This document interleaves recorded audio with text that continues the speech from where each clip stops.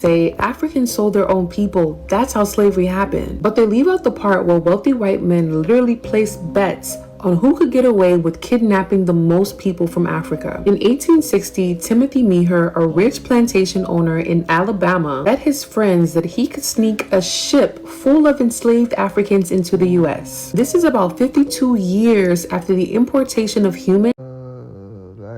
I'm getting tired of it. Now I just woke up already complaining.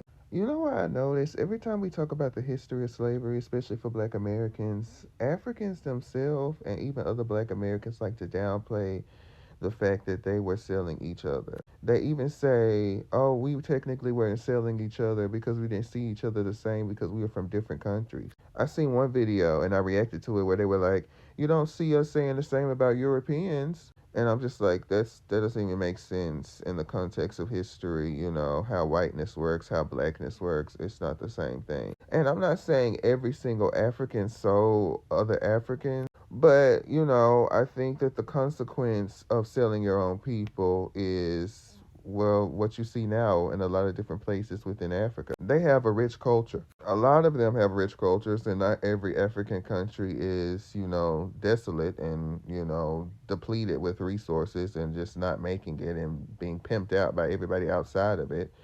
But, there is still a lot of economic troubles within Africa. And I think that there is a consequence, somewhat, of not protecting your own people, of tribalism, of not seeing people who are close to you as your people, of trying to survive and fucking over your own people.